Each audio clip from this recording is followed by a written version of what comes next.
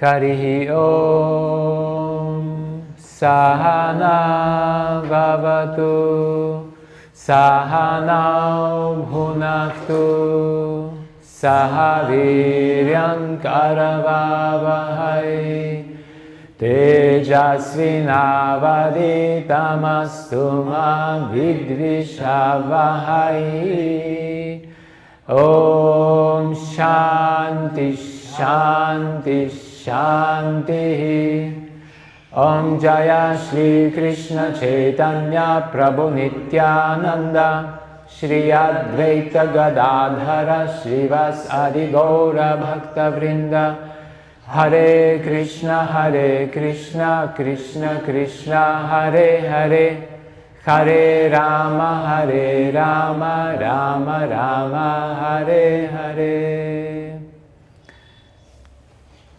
Continue with text 16, Gunavataras.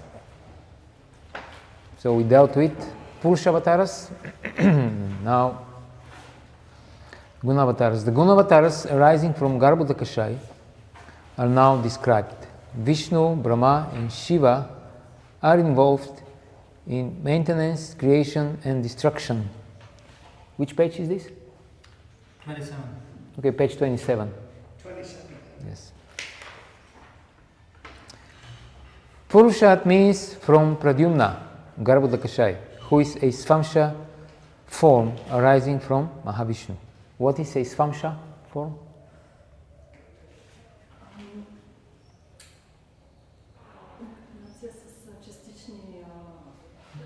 Yeah. Yeah, it manifests less qualities than the original form. Text 17.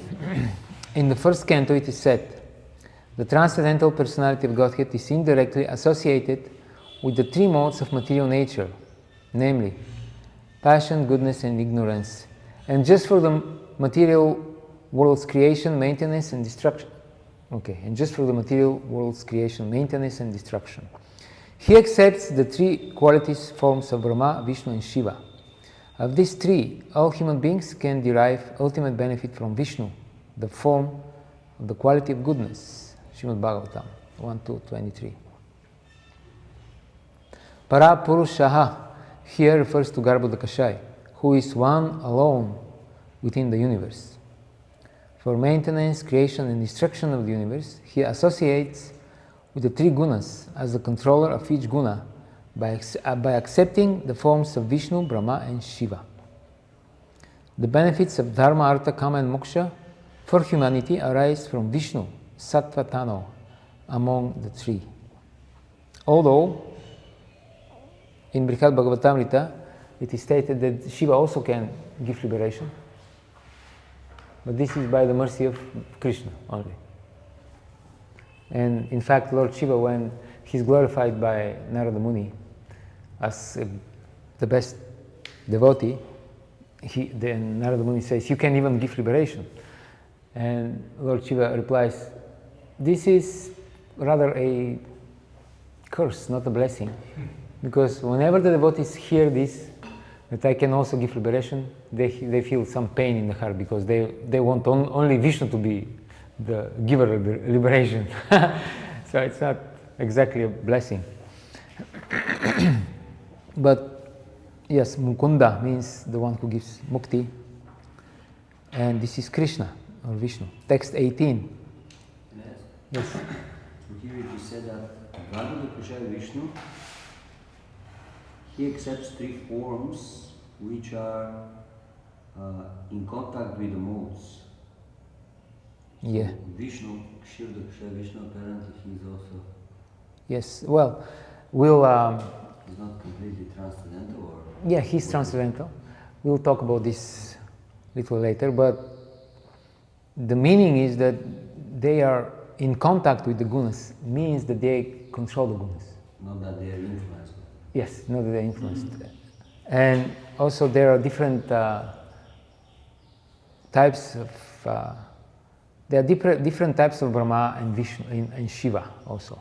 Vishnu is only one type, it's just the Lord. But Brahma and Shiva, they are both they can be both Jiva and the Lord.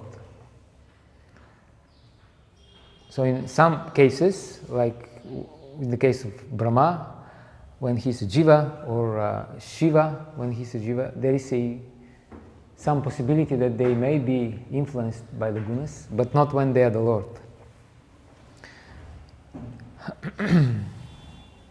Hare Krishna. And now text 18 is the explanation. This is the commentary on the verse that we just read from Bhagavatam. Rupa Goswami comments, explains. The relationship of the Purusha with the gunas is that of being their controller. Again, we are following the tradition of our school.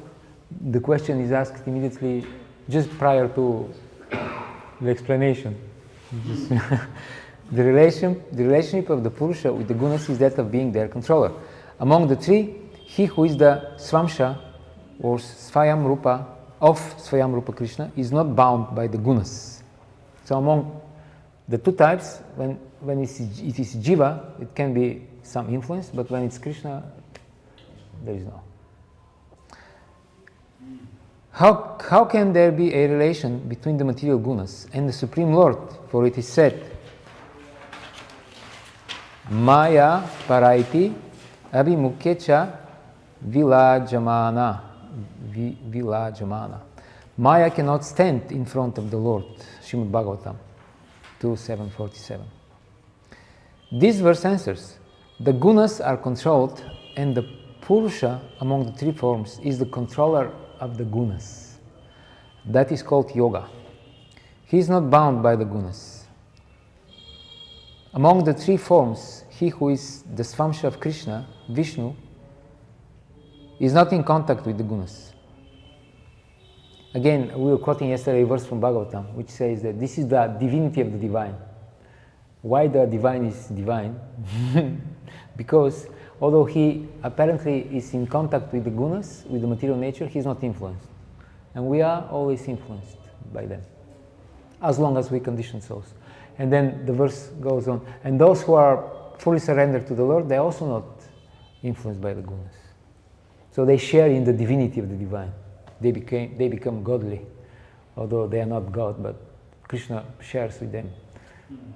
Therefore, the lotus flower is a symbol of the whole Vedic culture, because it symbolizes this being immune to the contamination of the material world. Although you interact with the world, and still you are not influenced.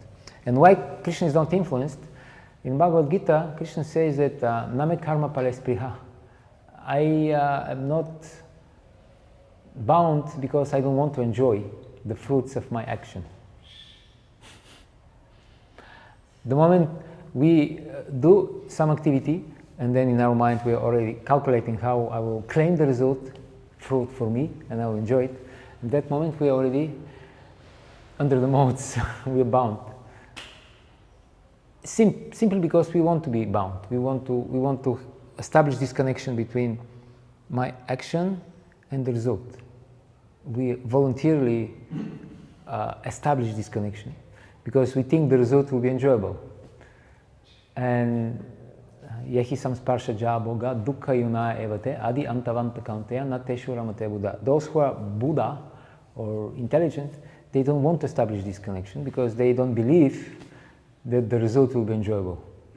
And they act only as a matter of duty. In another place in Gita, Krishna says that the transcendentalists, they act only because they want to be purified by their action. They act according to Dharma. What was the verse? Yes. With the body, with the mind, with the words, they are acting only with the idea to purify. Yes. And how do you get purified? By performing your duty for the pleasure of Krishna. Okay, so then Vishnu is not in contact with the gunas. Drumila explains, in the beginning, the original Supreme Personality manifested the form of Brahma through the material mode of passion in order to create this universe. The Lord manifested his form as Vishnu, the Lord of sacrifice and protector of the twice-born Brahmanas and their religious duties, to maintain the universe. So Rajaguna is manifested to create, and then Sattva to maintain. And when the universe is to be annihilated, the same Supreme Lord employs the material mode of ignorance and manifests the form of Rudra. The created living beings are thus always subject to the forces of creation, maintenance, and destruction.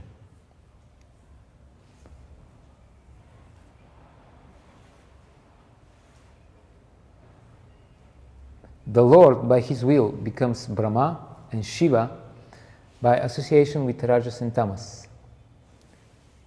He becomes Buddha by association with Pashanda Dharma. What is Pashanda Dharma? Pashandi are the offenders, right? And Lord Buddha is compassionate to these living entities, and he wants to benefit them. He becomes Rishabha by association with extreme renunciation. However, because he is the Supreme Lord, he does not become contaminated by this association. By worship of such forms, Dharma cannot be perfected and liberation cannot be achieved. So if we just worship Brahma and Shiva under the modes of Rajas and Tamas, we cannot attain liberation. Or if we just worship Buddha independently from the Vedas, still we cannot attain liberation. We have to worship the Supreme Lord. What about Rishabha? Yes, I was wondering about this. I guess because Rishabha is, I'm not sure, we have to see whether he is Shakti Avesha or he is the Lord. But I would think that it is,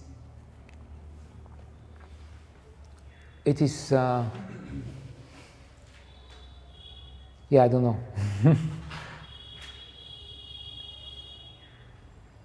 Maybe when you say maybe, you better don't speak. Because his instructions in Bhagavatam are very, Yeah. very deep and very profound. Yes. By worship of such forms, Dharma cannot be perfected and liberation cannot be achieved. But by worship of Rishabhadev, maybe because he is a partial manifestation of the Lord, and liberation and Dharma in sense of Krishna Prema, Golok Vrindavan, then you cannot attain this just by worship of Rishabhadev, you have to worship Krishna, Mahaprabhu, maybe. Anyway, let's leave it at that. In Harivamsha, Shiva himself says, Vishnu is without doubt the giver of liberation to all beings. Vishnu is not even in contact with Sattva Guna, but rather he simply controls it by his will. Thus it has been said that all benefits arise from him. Vamana Purana says, the three forms of Brahma, Vishnu and Shiva are actually forms of Vishnu, the great soul of all beings. He is situated as the form of Brahma in Brahma and the form of Shiva in Shiva. Janardana takes a separate form as Vishnu. Here, Vamana Purana is talking about the case when Brahma and Shiva are Vishnu. Well, Shiva is separate tattva, but he's still the Lord. Therefore, Brahma, Vishnu, and Shiva are actually forms of Vishnu. Okay? This is the Lord, not the Jiva. Though the controller of the gunas is only one person, for action in relation to the gunas, he takes these forms with various degrees of covering. And then, firewood is a transformation of earth, but smoke is better than raw wood. And fire is still better, for by fire we can derive the benefits of superior knowledge through Vedic sacrifices. Similarly, passion is better than ignorance, but goodness is best, because by goodness one can come to realize the absolute truth. So, goodness is best not because it is best in itself, but it is best, why? Because it gives us opportunity to develop Krishna consciousness, better opportunity. That's all. Not because we are attracted to the mode of goodness for its own sake. And here, though the controller of the gunas is only one person, for action in relation to the gunas, he takes these forms with various degrees of covering. So he appears to be covered in different degrees, although he is the same transcendental person. But for our sake, he has to appear in this way. Why? Because we are attracted by the three modes. Therefore we are here.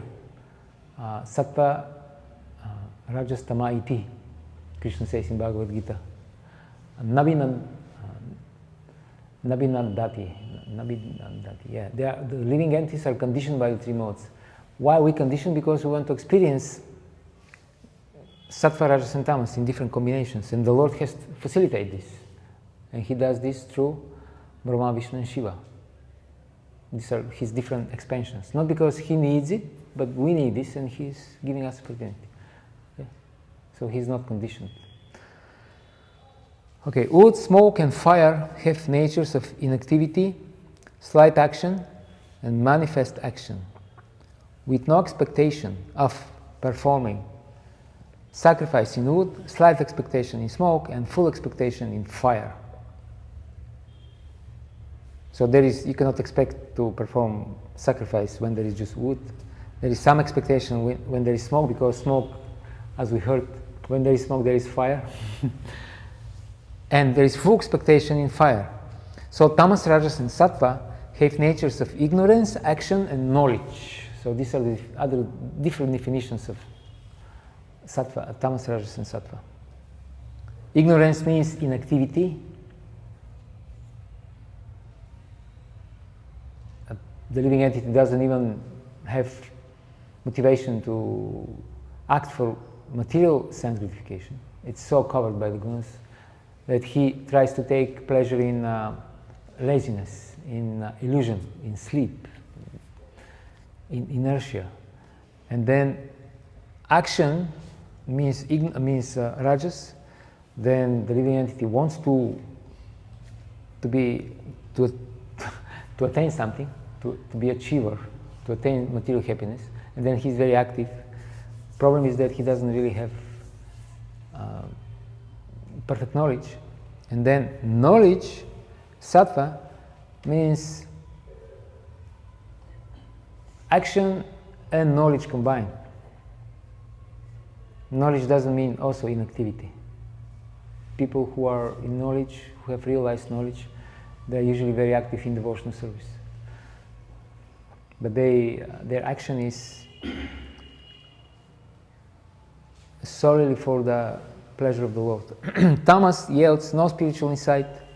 Rajas yields slight spiritual insight, and Sattva yields spiritual insight directly. Therefore, susukam pratyakshavagamam dharmyam susukam kartumavayam. The Sattva and the Shuddha Sattva especially, they give direct realization of the Lord. And Rajas gives slight, what was this? Slight, little spiritual insight. What's the meaning of this? By being in Rajas, because you want to attain something, material, then you don't really mind how you're going to attain it. Sometimes you act according to Dharma, sometimes you act according to your whims.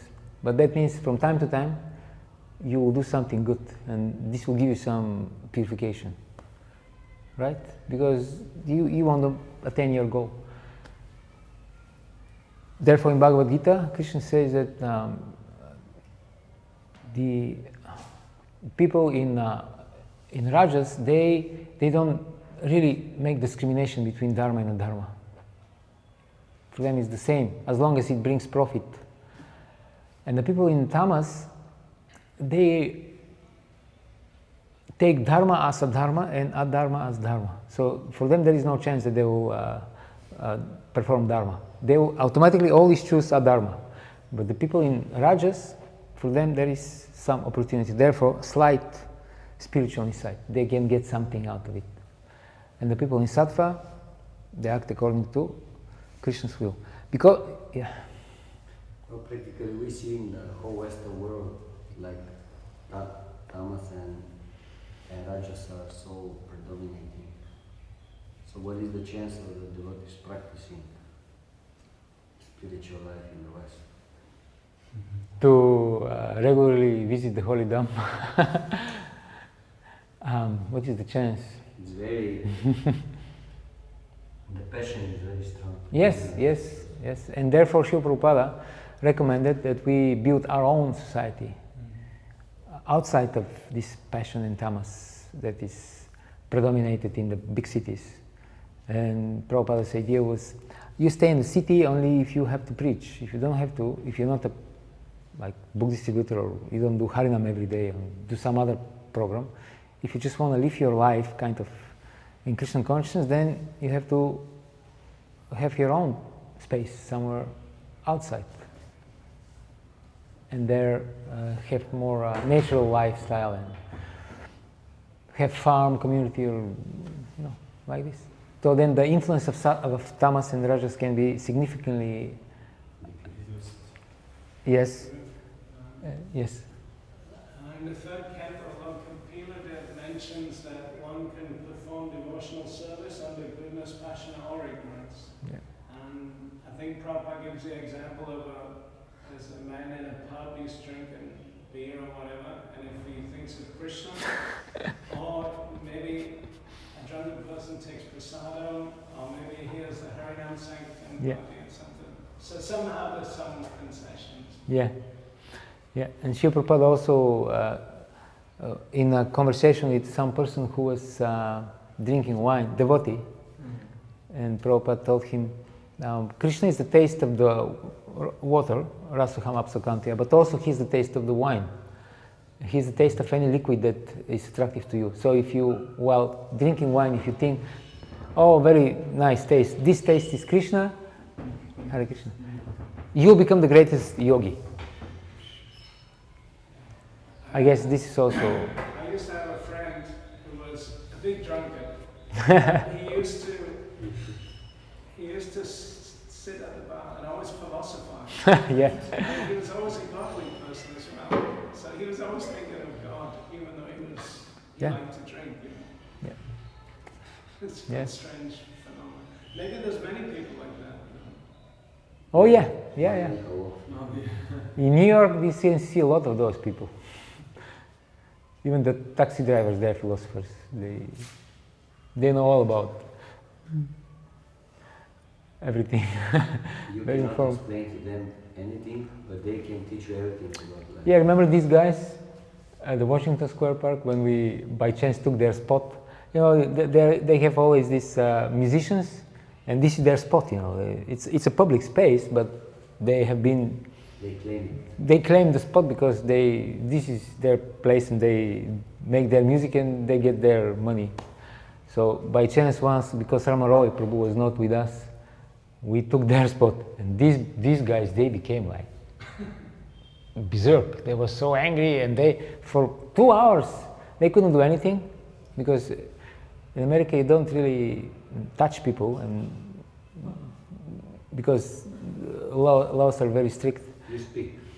But you can talk. So these guys, they were like trying to, at least for 2 hours, trying to disturb the Harinam talking, and we kept our cool, and we just performed our duty. And then we moved, and then I spoke with one of them, and I tried to explain something, and the guy just started giving me spiritual lessons, about spirituality. He knows, he was behaving just like a animal just 5 minutes ago, and now, because his pot is clean and he can get his money again today, now he's taking the position of a guru, and he's teaching about renunciation and austerity. And he told me, what did he say? He said, you shouldn't. Yeah, they'll know all about it. They're New Yorkers. He told me that I shouldn't wear shoes. That spirituality means I should walk barefoot around. And I told him, you have no idea what spirituality is, But of course, you cannot penetrate so easily. It's a very thick layers. These people, they're so entitled. Nice people, but somebody, friend of me, told me about them. These are very friendly people who don't have friends. Anyway, so they're yes. Good point. Because tamas and rajas do not encourage spiritual vision of the Lord, but sattva does, it is considered the best. Again, we see what is the criteria. We are not good persons or sattvic. We don't try to become sattvic persons just because we like to be kind and nice, etc. But only because it gives us opportunity to serve Krishna better. This is the criteria whether something is good or bad. Is it connected to the Lord? Or if it's not, then it's bad. If it's connected, then it's progressive. Maybe it's not ideal, but it's on the way. Okay, now, first Gunavatara, Brahma, text 19. Brahma appearing from the lotus is of two types. Hiranyagarbha, who is subtle and appears for his own enjoyment, and Vairaja, who is gross and appears for creating the universe. Footnote 27. These are apparently different jivas who exist simultaneously. Go figure, how is this happening? So the text says that there are two types of Brahma. One is called Vairaja and the other is called Hiranyagarbha. And in the footnote, I believe this is Bhamuswami, he says, footnote 27, these are apparently different jivas who exist simultaneously. Vishwanath Chakravarti in his commentary on Canto 3 of Bhagavatam explains that there are three forms of Brahma, not even two, three. And this is also in Brahma Samhita, right? Mm-hmm. Three forms in Brahma Samhita. Hiranyagarbha, Vairaja, who is the total of the elements as they exist in the stem of the lotus, and the four-headed Brahma. So the one that we know is only one of those. There are two more that we don't know much about it. So it looks like Brahma is not just an entity, it's more like a principle. Yeah, both. Creative principle. And in order this creative principle to accomplish what he has to accomplish, certain things should be there. A complex reality that goes okay, you have beyond. like the jiva who is taking this position to do part of the job, but apparently there are other elements. Yeah, and here the beginning of the discussion was the mode of passion, the creative force. Exactly what it's the principle behind it, which is rooted in Krishna. If you want to create something, this has to be there, the mode of passion. Yes. Srimad Bhagavatam mentions that Vairaj Brahma is the sum total of all the jivas together as Brahma. Yeah. And he's also the subtle form of the universe as well, because it is the expansion of Brahma, of the mind of Brahma. Anyway, we'll read through, and there are some other interesting things we'll learn. Those jivas are the ones with bodies. We've also got a mental body. Yeah. And that isn't dissolved when the universe is, on this yeah. Brahma.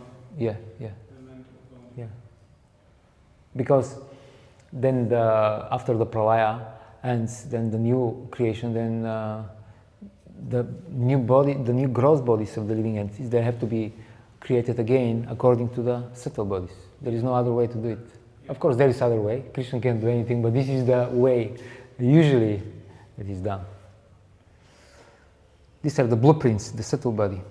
All the material desires are stored in the subtle body in the form of seeds. And these are the samskaras, the impressions. And this is the new beginning. Which is not really a new beginning. It's just same old, but it looks like it's new.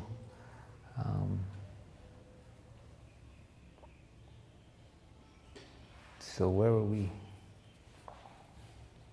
Yeah, the Brahma, Vishnu and Shiva just described are actually forms of Vishnu. Now they will each be described in detail with precise explanation. Since the Lord as Brahma has already been described, now the Jiva as Brahma is described. So we spoke about Vishnu as Brahma, now the Jiva as Brahma will be described. Hiranyagarbha has a subtle body, Sukshma, made of Mahat Tattva. Mahat Tattva is meeting spot between matter and spirit. This is where time becomes active and where the jivas are already spread around and their karma is agitating the material energy. And this is the place, the locale where the false ego becomes manifested, yeah, as a general principle. And therefore, because the false ego brings together spirit and matter, therefore Mahatattva is the meeting place.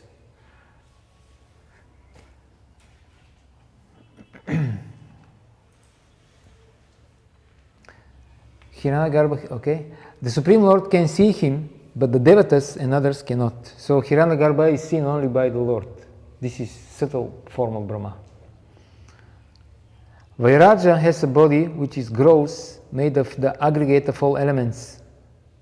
He has 4 heads, 8 eyes, and 8 arms for creation. He is visible to the devatas and gives them benedictions. So this is the Brahma that we know. Hiranyagarbha's purpose is enjoyment, and Vairaja's purpose is creation of the universe. What does it mean? Yeah, we'll explain now. It's coming up. Footnote says that Vairaja is not forehead Brahma. I mean, Vairaja and four-headed Brahma. Yeah, this is from 3rd canto, and here is from Rupa Goswami in Laghu Bhagavatamrita.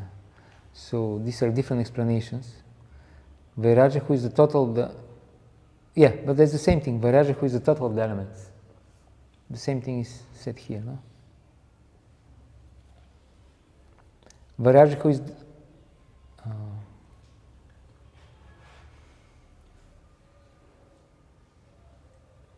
I'm lost.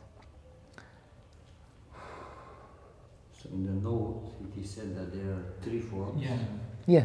And in the, here in the purport, it is said 2. Yeah. So there are 3 forms, but here we are talking about 2 only, I guess. Raja, if I remember correctly, in Brahma Samhita it was explained a little bit like, it's like the Vairaja that is mentioned in the note, he's like, again, these are 2 manifestations of the same thing. The Vairaja in the stem of the lotus, which is like the subtotal of all the elements, and then the Brahma as we know it as a living entity. So some acharyas are taking it as one thing, and others, they're, for the sake of explaining it more deeply, they take it as two separate. There will be some clarification now. Yeah, that should be clarified that these 2 types of Brahma, all 3 types, are actually the same thing, just explained different. Mm-hmm. We're exactly the same. We have a subtle body, Yeah. a gross body, but we're the same one entity. Sorry. Yeah. The same one entity. Yeah.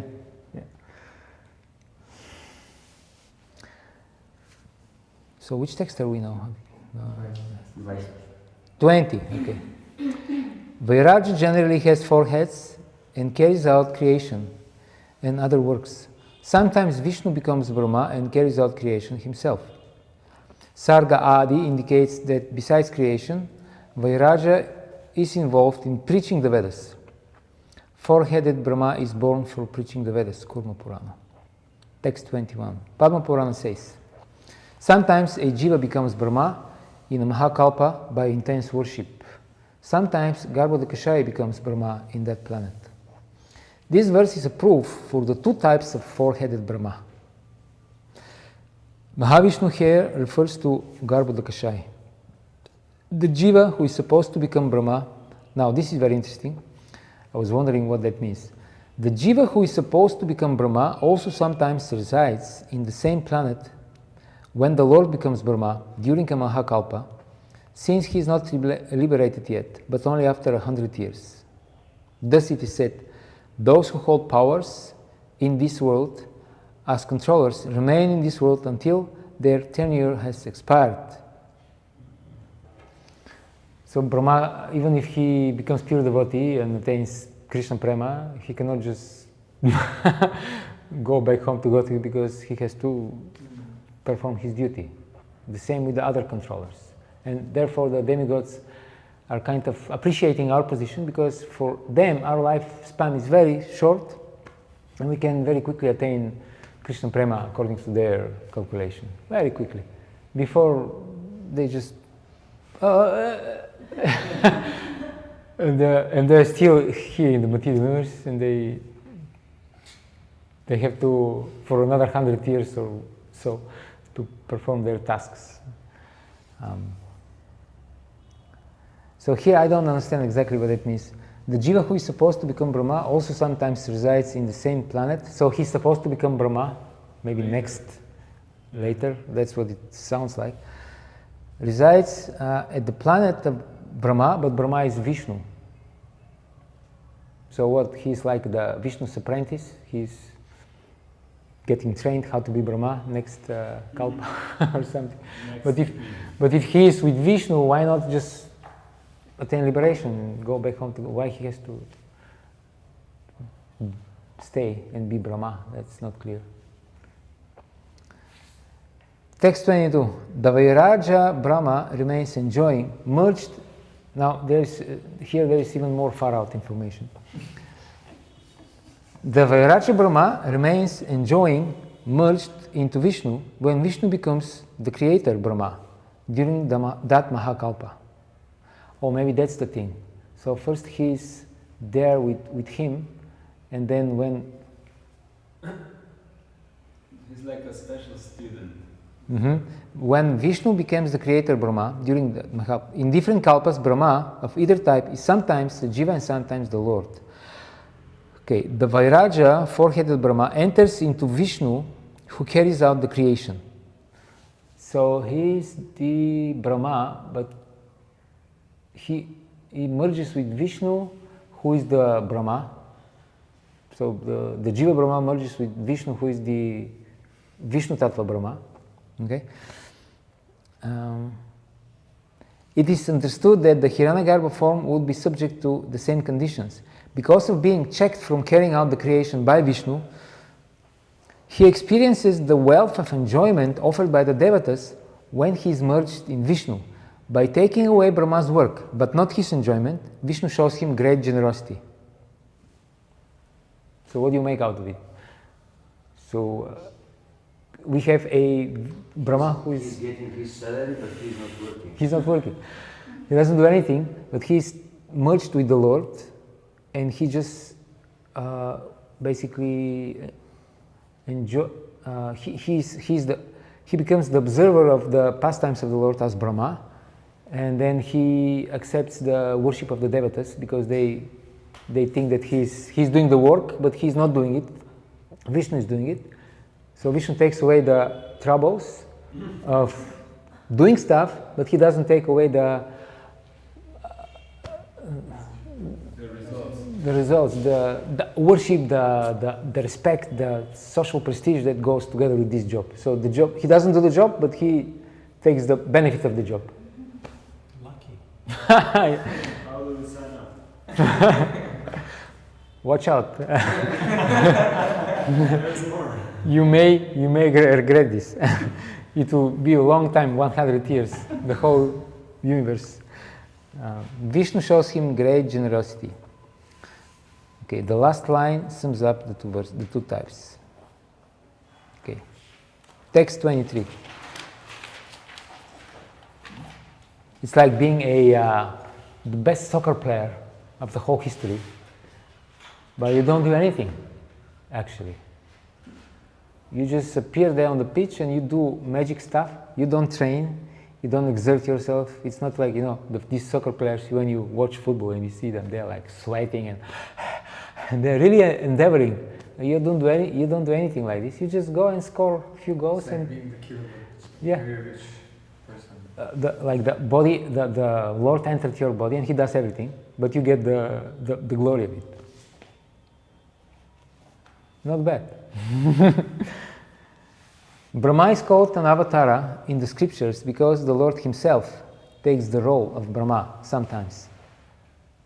Other acharyas explain that Brahma is called an avatara because of the complete merging of the Lord's power with Brahma, so that he can create the universe.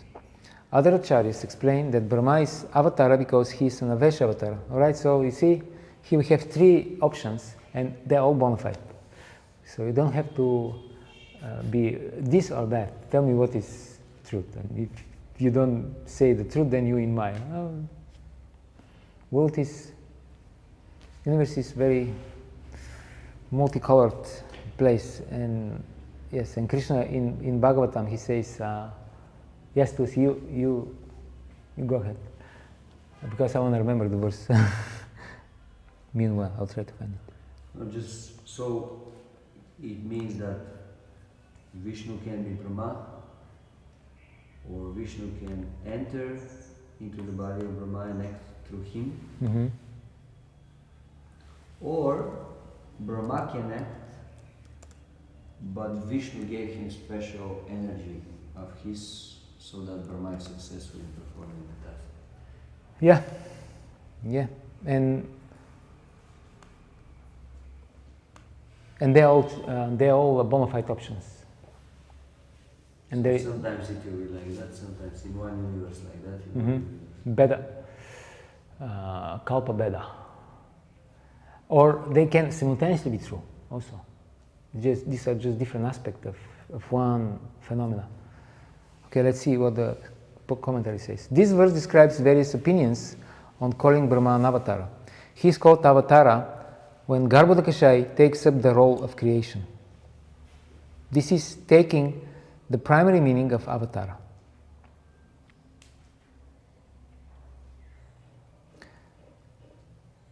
Some acharyas say that Brahma is called an avatara because he is mixed with the Lord, being completely pervaded by the Lord.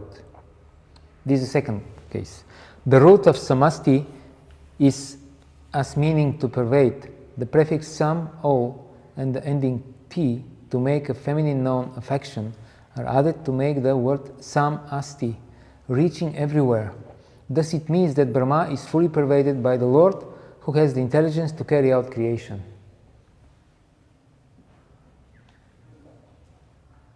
It is like merging of milk and water. Thus Brahma is called an avatara because of such intimate mixing with the Lord.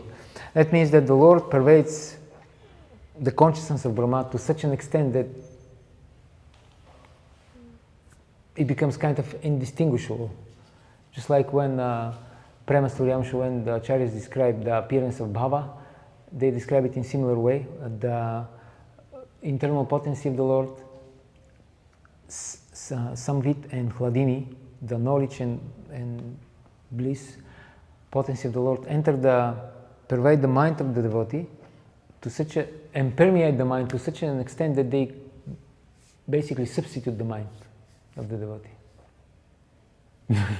It's not anymore your mind, it's the spiritual potency of the Lord. And then the mind becomes spontaneously attracted to Krishna, and Krishna becomes attracted to this devotee also. And then here in this case, the Lord enters. It reminds me about the Chaitanya Charitamrita when the Lord entered the body of Narsimha Brahmachari. I think that few devotees, for them is known that Mahaprabhu actually entered their bodies and they became sound similar. And then the fourth case, some say that he is an avatar because he is an avesha avatara. The Lord carries out the creation by entering into Brahma like the sun's rays, but not present to the same extent as in the previous explanation. So when it's Shakti Avesha Avatara, the jiva receives certain potency of the Lord, but not to such an extent like in the previous case, when the Lord fully pervades into the consciousness of this person. And there is a footnote. The first explanation can be termed Bhagavata Shesha, and the second explanation can be termed Shakti Avesha. So Shakti Avesha is what we know usually. jiva that is empowered by the Lord with certain potency. But Bhagavata Vesha means God himself enters. yeah. In the second case, his energy. Just like yeah. I always look at this type of thing in the word, one word, it's called represent. So you have re and then present. So it means to present that same thing for a second time. But Nice. that's exactly the same. Nice. So when you become a representative, you take on exactly the same qualities and you become a facsimile in this thing. Yeah. Never thought about this in this way. Represent. We're all representatives. Yeah. Represented.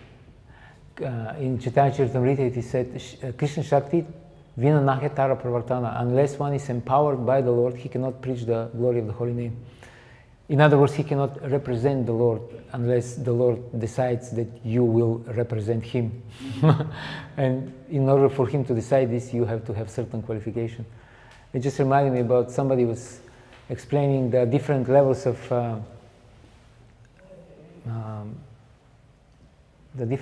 of martial art expertise.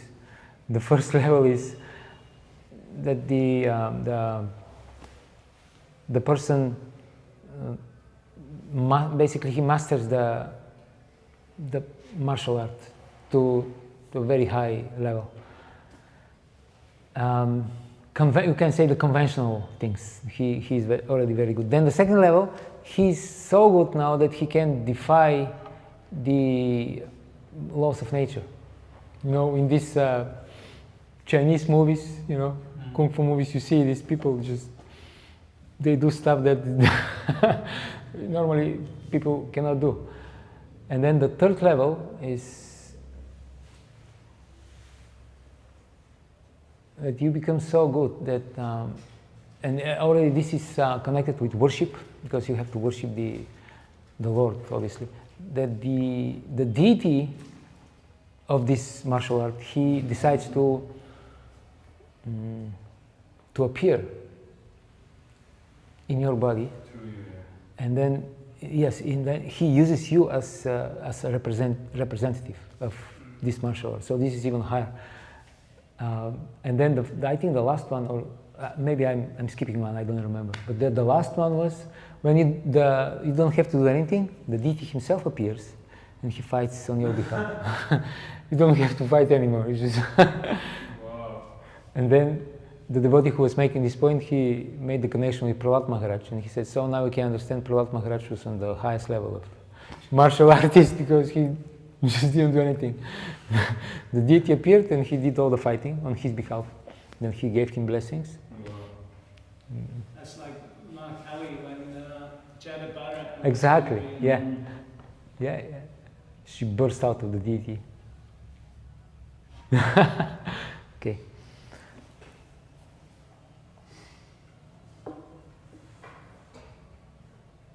Text 24. Thus Brahma Samhita says, I worship the Supreme Lord Govinda, who becomes Brahma, the creator of the universe, by bestowing his powers to that jiva. Just as the sun displays a small portion of its powers of heat and light in all the sunstones which represent it.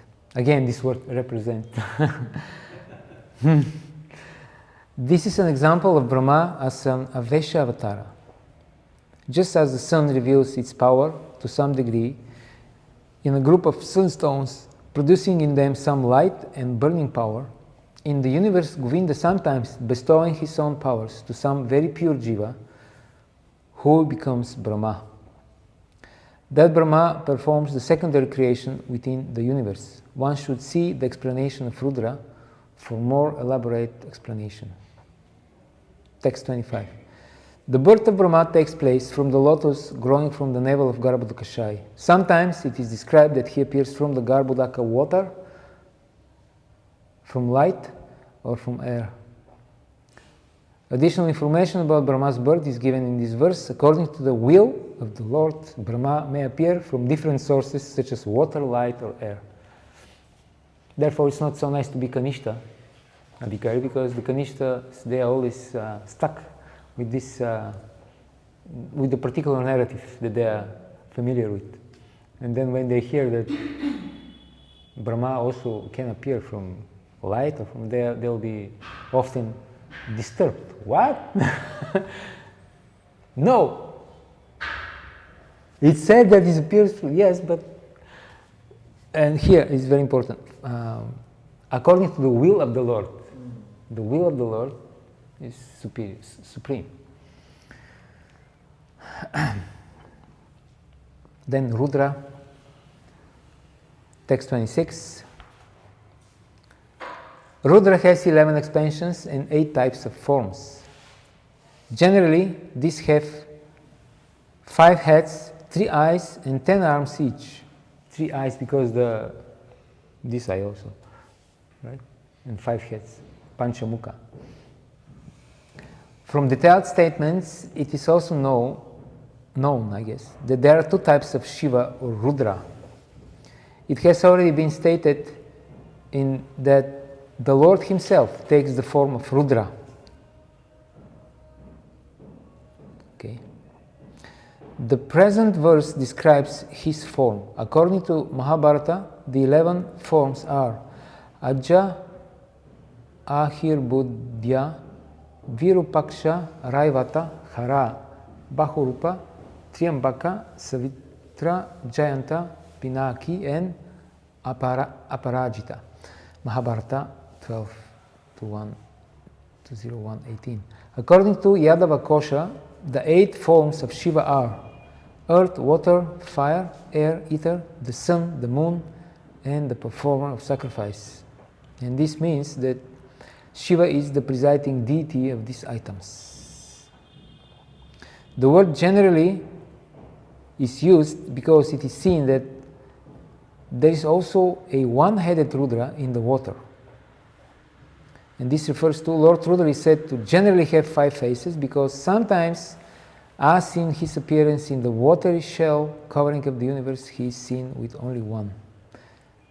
I assume that this refers to the description of Laghu Bhagavatamrita when Gopkumara gradually passes through the different coverings of the universe and then he sees different forms of the Lord.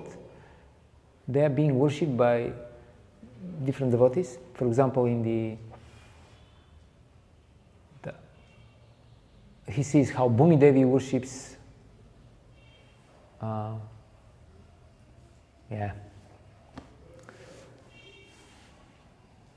Devi worships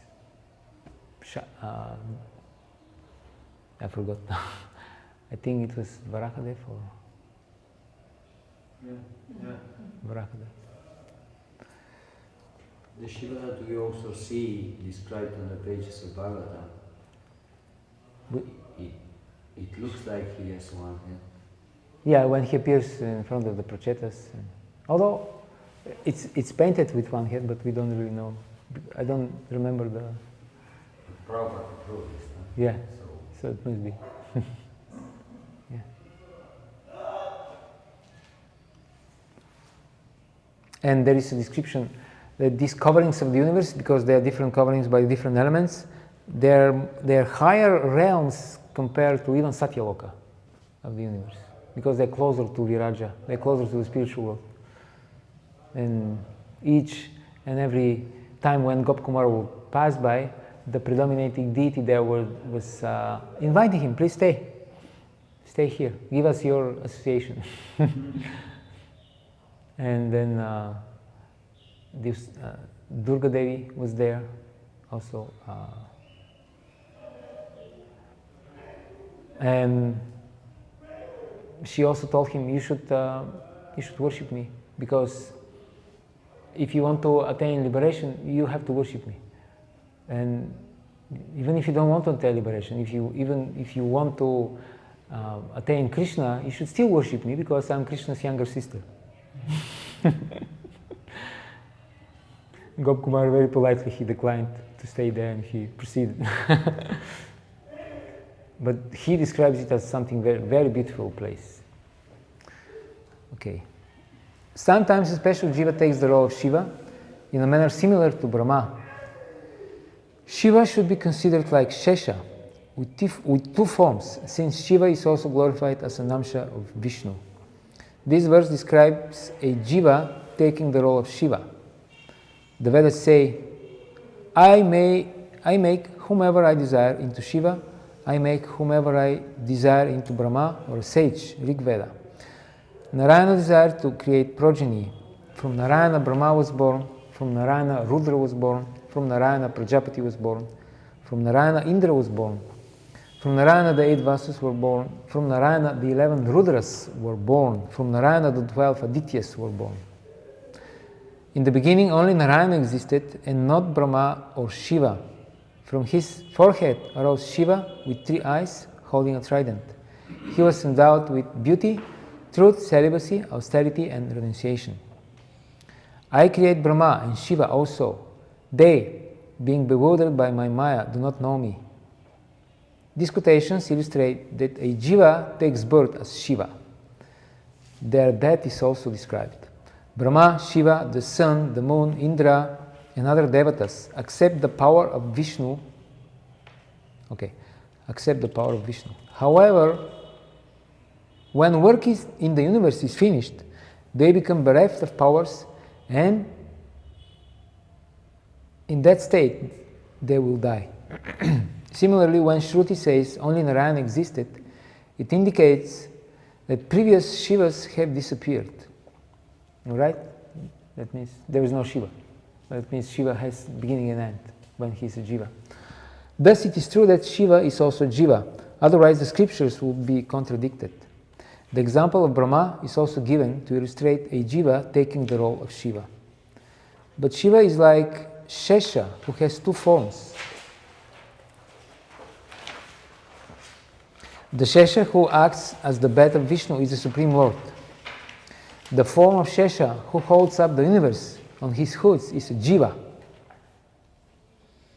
This will be made clear elsewhere. Thus, one form of Shiva is a Jiva and another is a Svamsha form because the scriptures declare it so.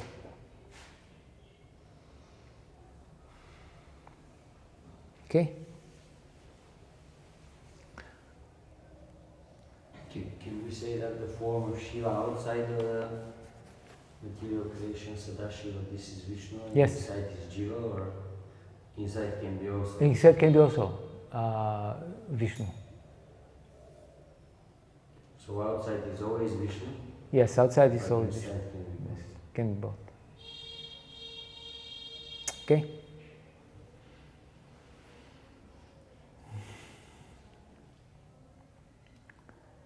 We have 2 minutes more. Let's read at least the verse. Text 28. Shiva is without a touch of the material gunas since he is the Lord. However, the ignorant perceive him among the guna avatars to be contaminated by tamaguna. In this manner he is described in the 10th canto. Lord Shiva's soul is united with his personal energy, the material nature, manifesting himself in 3 features in response to the entreaties of nature's 3 modes. He thus embodies the threefold principle of material ego in goodness, passion, and ignorance. This is a very interesting point because it means that the masculine should follow the feminine principle. Like in this case, because Krishna is very kind and he wants to facilitate the material enjoyment of the living entities, there are 3 gunas. And then the material energy manifests herself in 3 distinct features. Then Shiva has to match this. He has to also deal with these manifestations accordingly. And this is also, it also goes back to Krishna's pastimes. There is a verse in Chaitanya Charitamrita which says that, what was the verse? Radhikara Prema Guru Ami Shishya Nat. The love of Srimati Radharani is my Guru and I am the disciple, Krishna says. So in establishing the field and defining the borders, the safe space, this is done by the masculine nature. But then once this is done, once the field is defined, then operating the field, the feminine nature should take initiative and the masculine should follow. But we can discuss this next time.